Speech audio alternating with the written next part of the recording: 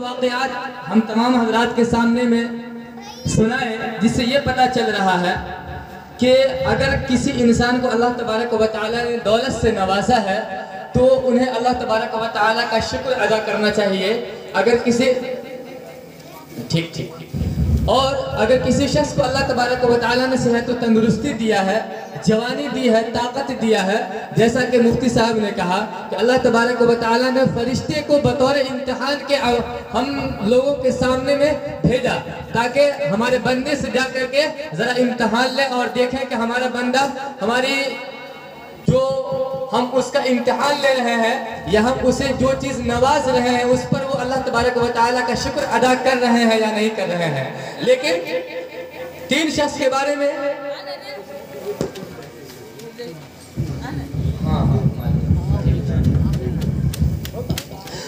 تو مفتی صاحب نے 3 شخص کے بارے میں کہا، جس میں 2 شخص نے تو اللہ تبارک و تعالیٰ کی ناشکری کیا اور انہوں نے کہا کہ مجھے اللہ تبارک و تعالیٰ کی طرف سے یہ سب چیز نہیں ملا ہے۔ لیکن تیسرے شخص کے بارے میں مفتی صاحب نے کہا جو اندھے تھے، انہوں نے یہ کہا کہ اللہ تبارک و تعالیٰ ہی کی طرف سے ہمیں تمام چیز عطا کیا گیا ہے، اب چاہے تو میرے تمام سامان کو لے سکتے ہیں۔ بہرحال میرے محترم بزرگوں اور دوستوں، میں آپ حضرات کے سامنے ایک مرتبہ اعلان کر دوں کہ حضرت مولانا مفتی محمد قمر عالم صاحب بھی تشریف لا چکے ہیں اور اسی طرح سے حضرت مولانا مفتی محمد اشفاق صاحب بھی سیتامڑھی سے تشریف لا چکے ہیں اور پروگرام باقاعدہ ہوتا رہے گا۔ اور آپ حضرات سے یہ بتا دیا جائے کہ اذان ہو چکی ہے، جو نماز ہوگی وہ پروگرام کے ختم ہونے کے بعد نماز ہوگی۔ ایک چیز ذہن میں رکھیں، ایک بات ذہن میں رکھیں کہ جو نماز ہوگی ابھی، وہ نماز ابھی نہیں ہوگی، باقاعدہ پروگرام ہوتا رہے گا اور تمام مقرر تمام علماء کا جب واعظ ہو جائے گا، خطابت ہو جائے گی، اس کے بعد نماز ہوگی۔ تو میں تمام حضرات سے گزارش کروں گا کہ جتنے حضرات ادھر ادھر گھوم رہے ہیں وہ حضرات مسجد کے اندر تشریف لے آئیں، اور اسی طرح سے میری تمام ماں اور بہنوں سے بھی گزارش ہے کہ وہ جہاں پر بیٹھنے کا ان کے لیے انتظام کیا گیا ہے وہاں پر تشریف لے جائیں۔ بسم اللہ الرحمن الرحیم، نحمده ونصلي على رسوله الكريم،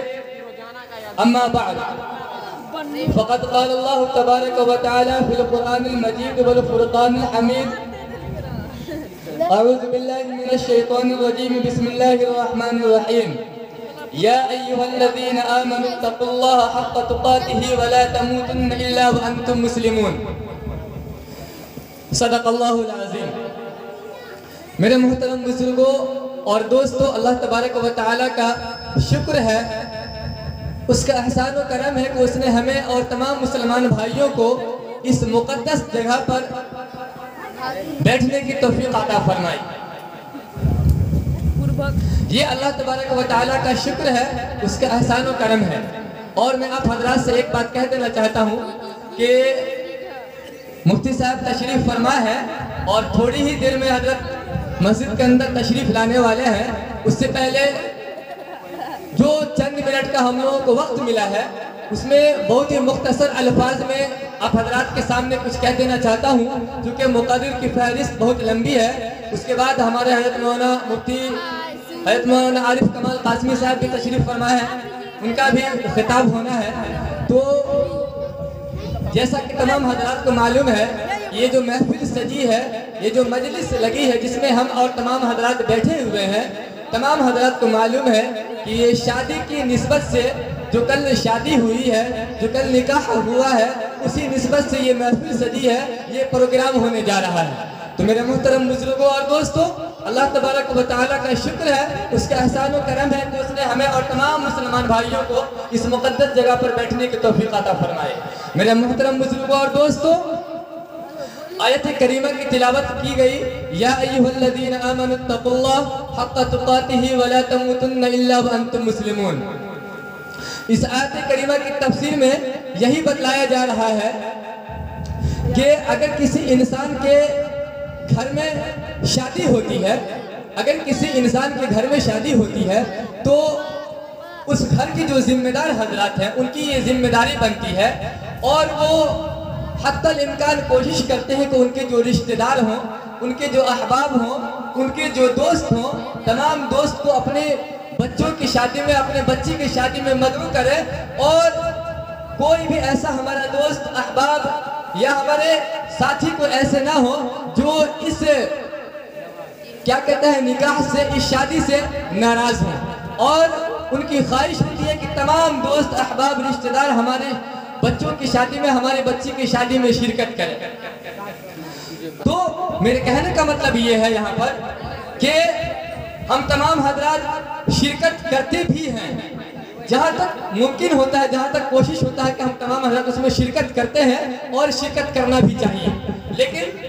حضرت مفتی محمد نور الدین صاحب نے شادی کے موقع سے بھی مختصر الفاظ میں انہوں نے کہا کہ بہت سارے ایسے خرافات، بہت سارے ایسی شرک و بدعت والا کام ہم سے ہو جاتا ہے شادی کے موقع سے، جسے ہمیں نہیں کرنا چاہیے، اور جس کے نہ کرنے کا ہمیں اللہ تبارک و تعالیٰ نے، اللہ کے رسول صلی اللہ علیہ وسلم نے حکم دیا ہے۔ تو اسی موقع سے اللہ کے رسول صلی اللہ علیہ وسلم نے جب بھی کسی محفل میں، جب بھی کسی پروگرام میں تشریف لے جاتے، اور خاص کر ایسے پروگرام میں تشریف لے جاتے، تو اللہ کے رسول صلی اللہ علیہ وسلم اس آیت کریمہ کو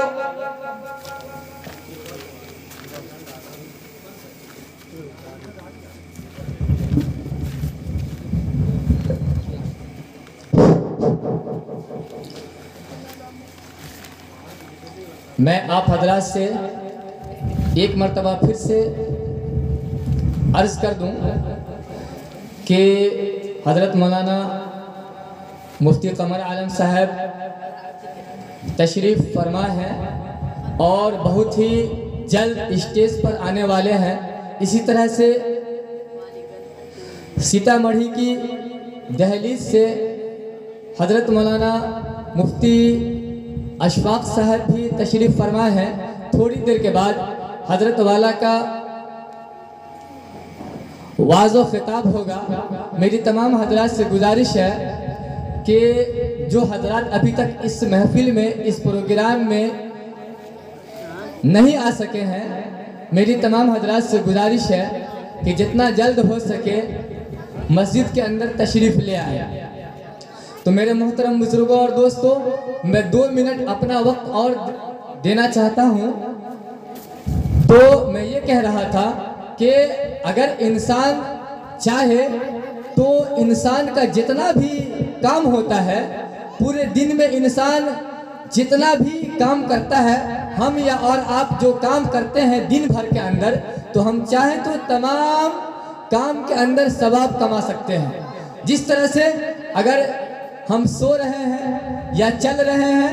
یا پھر ادھر ادھر دیکھ رہے ہیں، یا پھر حدیث شریف کے اندر ہے کہ اگر ایک انسان اپنی بیوی کے منہ میں ایک لقمہ بھی ثواب کی نیت سے،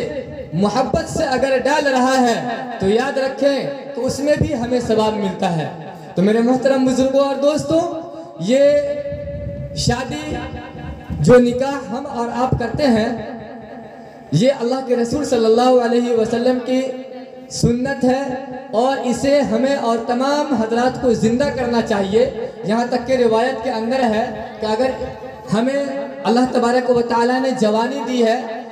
ہم اگر اس عمر کو پہنچ چکے ہیں کہ جس عمر میں ہم نکاح کر سکتے ہیں، شادی کر سکتے ہیں، تو ہمارے اوپر ضروری ہے اور لازمی ہے، یا ہمارے والدین کی ذمہ داری بنتی ہے کہ ہم اپنے بچوں کا یا اپنی بچی کا جتنا جلد ہو سکے نکاح کر دیں، شادی کر دیں۔ یاد رکھیں، اگر کوئی انسان اپنی جوانی کو پہنچ جاتا ہے، اپنے عمر کو پہنچ جاتا ہے، اور وہ شادی کرنے پر قدرت رکھتا ہے، نکاح کرنے پر قدرت رکھتا ہے، اور اس کے باوجود بھی ہم اور آپ شادی اگر نہیں کر رہے ہیں، نکاح نہیں کر رہے ہیں، اور اگر کسی برائی میں ہم اور آپ مبتلا ہو رہے ہیں، تو یاد رکھیے کہ اس برائی کرنے کا جو عذاب ہوگا وہ ہمیں بھی ہوگا اور ہمارے والدین کو بھی ہوگا۔ اس لیے ہماری اور آپ کی ذمہ داری بنتی ہے اور تمام والدین کی ذمہ داری بنتی ہے کہ اگر ہمارے بچے یا بچیاں اگر جوان ہو چکے ہیں، جوان ہو چکی ہیں اور نکاح کی عمر کو پہنچ چکی ہے تو ہماری اور آپ کی ذمہ داری بنتی ہے کہ ہم جتنا جلد ہو سکے اپنے بچوں کا، اپنے بچیوں کا نکاح کر دیں۔ اللہ تبارک و تعالی ہمیں کہی ہوئی باتوں پر عمل کی توفیق عطا فرمائے۔ اب میں مختصر ہی انداز میں حضرت مولانا عارف کمال قاسمی صاحب سے بہت ہی ادب و احترام کے ساتھ درخواست کروں گا کہ حضرت مولانا تشریف لائیں اور تمام سامعین کو اپنے آواز و خطاب سے مستفیض فرمائیں۔